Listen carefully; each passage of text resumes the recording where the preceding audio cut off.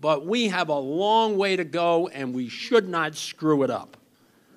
The stress test that we just did on the banks gave people some comfort, but we have a long way to go there, as I said, and now a lot of folks want to pay back the money. By the way, the government never loses money on lending money to banks. If you go back through all the crises that started with George Washington, was the first guy that helped the banks, they always make money on this deal. I mean, if you got any of that money, you don't, but if you got any of that money, you're paying 4% on it and 10% after 5 years. And for the longest time, the government didn't want them to pay the money back, because what a mess that would be, because if I paid the money back and you didn't, then everybody's going to take their money out of your bank and put it in mine, which is why I'd pay the money back.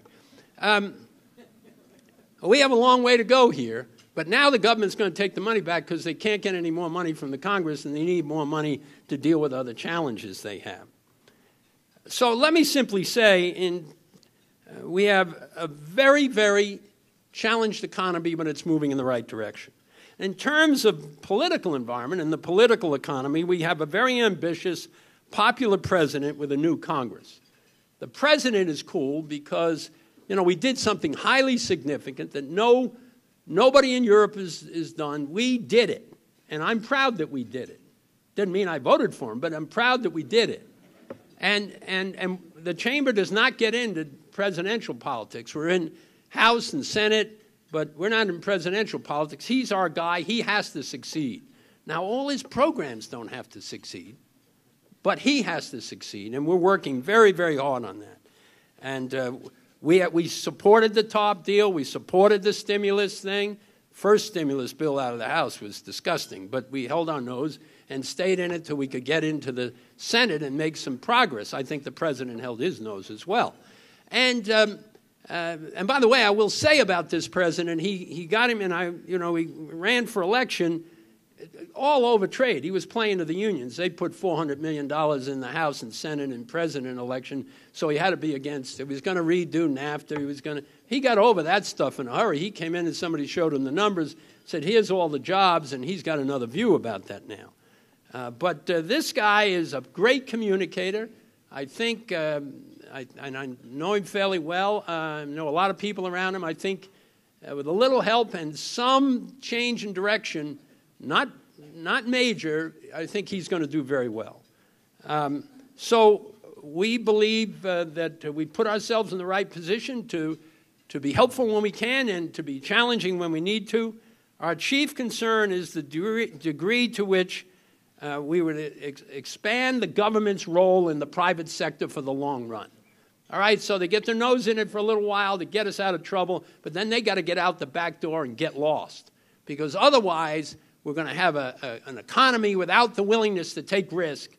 And if you're not willing to fail, you can never be an innovator. You can never really make the growth that others are. You look at what's going on around Asia. More than half the economy is now in Asia. So we got to get busy and get on it in a hurry. So I think we're in good shape on the economy. That is, we've got to focus on it. We're trying to do a lot of things that make sense. And we got to stop worrying about it and go out and do 3 or 4 things. We got to go out and invest. We got to go out and spend. We got to go out and get back in the game. So I would say after we supported on all that stuff, we did get involved with the president's budget.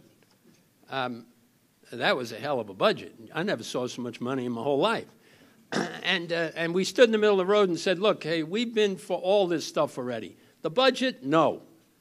And by the way, a budget bill is just sort of a guideline, and then you have to go to a dozen committees. But, there were things in that budget like a cap-and-trade bill that wasn't a cap-and-trade bill. It was a cap-and-tax bill with a $1.5 trillion tax. That didn't make the cut. So we're moving very hard on that, and we could give you a separate speech on all that, but we're not. We've been encouraged, as I said, about trade and learning. We got to work on our language. If you ask, they'd tell you it's a great idea. We like protectionism. Who doesn't want to be protected? You ask them what they think about isolationism, they think it's a stupid idea. They say 95% of the people we want to sell stuff to live somewhere else. So I got to get this right. They want to be protected, but they don't want to be isolationists. So we're getting rid of the word protectionism. We're just talking about isolationism. We get a much more favorable response. So now let's think a little bit about what we do next. If you think about the future of this community, of this state, of this region, it's all about world trade and global engagement. It brings back to the question of what do we need to do to advance it, not to retard it. Many things we can do, and today I'd like to just focus on 4 of them. First, we have got to counter the rising tide of protectionism and some people's isolationism, much of it driven by people that have another agenda. They have an agenda that goes beyond their arguments on trade. And some of those are trial lawyers, some of those are union leaders, misguided. By the way, there are a hell of a lot of unions that are not opposed to trade. Talk to the longshoremen. Talk to the building trades. Talk to those people. They're serious about trade. And we've got to bring their views to the front. These are tough economic times, and we need to get the right language and go out and sell the right story. Now, we've been able to soften a lot of the problems that people have been leaning on us. We have a group called Trade Routes. We're in communities all over the country. We're pushing a lot of this. We're helping legislators on the state and federal level see the benefits of trade. But there's a lot more to do when you've got people out there every day trying to use trade as an excuse for why we're in a bad economic situation. And one of the best defense to all of this is education. So all of us have got to go out and sing this song. And the best arguments we can make is this levels the playing field for America. It gives us a fair shot. It lets us get into other markets. The fact is that our market is largely open to everybody around the world, and what we want to do is open other people's markets to us. The G20 met in Washington a couple weeks ago. And they took the oath, man. These guys, nobody's going to be a protectionist. Then they all went home, and within a month, 17 of them, including ourselves, were already doing protectionist stuff.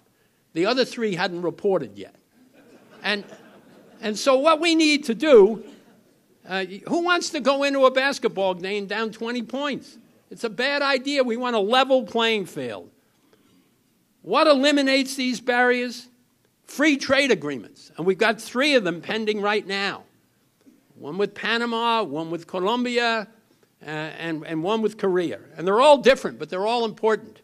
And eventually, we got to get to a global trading agreement, which in my mind is the ultimate stimulus package. You take 158 countries now and open those markets to America and our markets to them.